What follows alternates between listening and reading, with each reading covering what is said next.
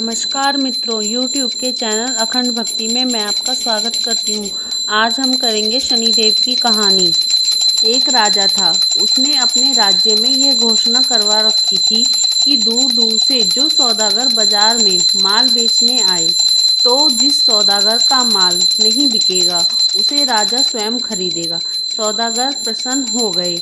जब किसी सौदागर का माल नहीं बिकता तो राजा के आदमी उसे उचित मूल्य देकर सारा सामान खरीद लेते। एक दिन की बात है, एक लोहार लोहे के शनिदेव की मूर्ति बनाकर लाया। शनि की मूर्ति का कोई खरीदार नहीं आया। संध्या समय राजा के कर्मचारी आए और मूर्ति को राजा के पास ले आए। राजा ने उसे आदर से रख लिया। देव के घर में आ जाने से राजा के सारे देवी देवता नाराज हो गए। रात के अंधेरे में राजा ने एक तपस्वी स्त्री को घर से बाहर जाते हुए देखा। राजा ने उससे पूछा, तुम कौन हो? वह बोली, मैं लक्ष्मी हूँ। तुम्हारे महलों में शनि का वास है, मैं यहाँ नहीं रह सकती हूँ। राजा ने उसे नहीं रोका। कुछ समय बाद एक देव पुरुष को घर से जाते देखा। उससे भी राजा ने पूछा, तुम कौन हो?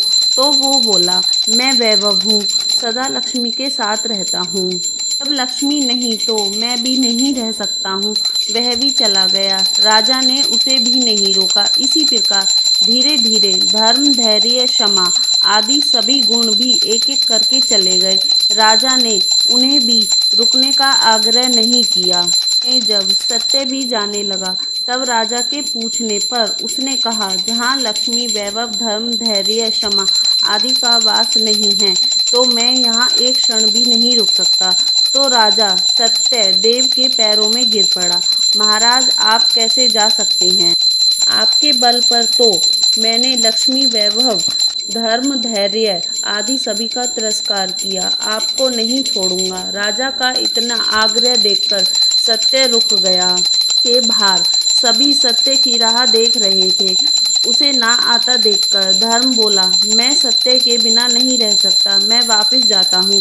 धर्म के पीछे पीछे क्षमा, वैभव, लक्ष्मी सभी लौट आए तथा राजा से कहने लगे कि तुम्हारे सत्य प्रेम के कारण ही हमें लौटना पड़ा। तुम जैसा राजा दुखी नहीं रह सकता। सत्य प्रेम के कारण लक्ष्मी व शनि एक साथ रहने लगे। बोलो शनिदेव भगवान की जय।